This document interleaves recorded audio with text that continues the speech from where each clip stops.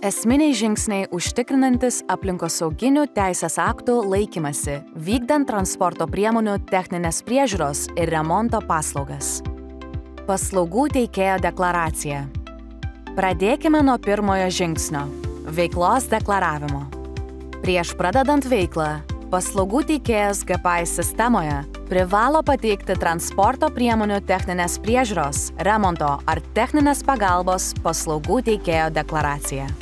Pateikus deklaraciją, paslaugų teikėjai įtraukiami į viešą sąrašą, kuriame skelbiami pagrindiniai duomenys – juridinio asmens kodas ir pavadinimas arba individualią veiklą vykdančio asmens vardas, pavardė, veiklos vietos adresas bei vykdoma veikla. Šis sąrašas yra skelbiamas GPS interneto svetainėje. Reikalavimai darbų vietai. Kai veikla deklaruota, laikas pasirūpinti pačia darbų vieta. Dirbtuvės turi būti įrengtos taip, kad būtų saugios tiek žmonėms, tiek aplinkai. Grindys turi būti nelaidžios skysčiams ir atsparios jų poveikiui. Patalpose, kuriuose laikomos pavojingosios atliekos, būtina vėdinimo sistema. Skysčių surinkimo sistema, jei įrengta, negali būti prijungta prie nuotekų ar kanalizacijos tinklų. Darbų vietoje turi būti absorbentų ar kitų priemonių, leidžiančių neutralizuoti išsiliejusius skysčius.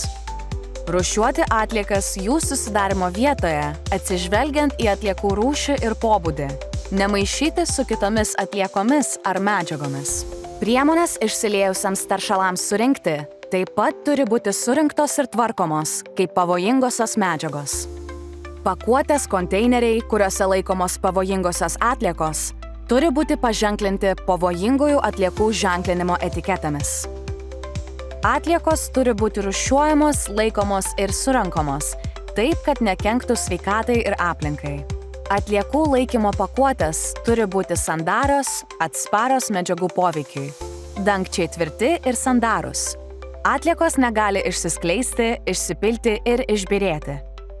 Pavojingosios atliekos jų susidarimo vietoje negali būti laikomos ilgiau nei 6 mėnesius. Nepavojingosios ilgiau nei 12 mėnesių.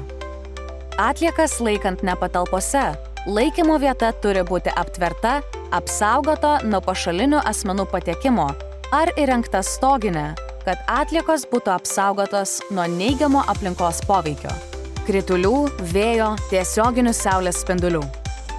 Dirbtuvės turi būti įrengtos taip, kad būtų saugios tiek žmonėms, tiek aplinkai. Atliekų tvarkymas. Darbo vietos įrengimas laikantis aplinkosauginių reikalavimų – puiki pradžia. Bet svarbu ir tai, kaip teisingai elgtis su atliekomis, kurios susidaro transporto priemonių remonto metu. Panaudota alyva, padangomis, akumuliatoriais, filtrais, tepaluotais skudurais, pakuotėmis, cheminėmis medžiagomis ir daugelį kitų. Kiekviena jų turi būti sutvarkyta tinkamai ir atsakingai. Tai reiškia, atliekas rūšiuoti ten, kur susidaro. Pavojingasias atliekas laikyti sandariai, tinkamai pažymėtose talpose. Atliekų susidarimą registruoti GPS sistemoje. Ir perduoti tik tiems atliekų tvarkytojams, kurie turi leidimą jas priimti. Tinkamas atliekų tvarkymas užtikrina, kad neigiamas poveikis aplinkai būtų sumažintas iki minimumo. Toks požiūris ne tik saugo aplinką, bet ir parodo jūsų atsakomybę aplinkosaugai. Atliekų apskaita.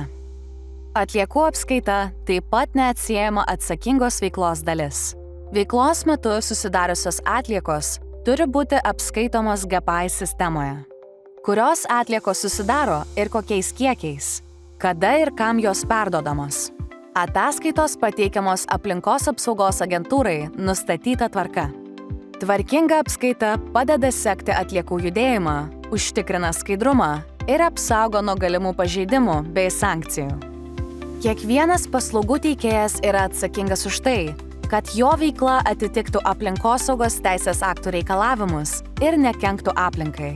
Laikydamiesi nustatytų taisyklių, ne tik vykdote pareigas, bet ir stiprinate savo įmonės patikimumą bei prisidedate prie tvaresnės ateities kūrimo.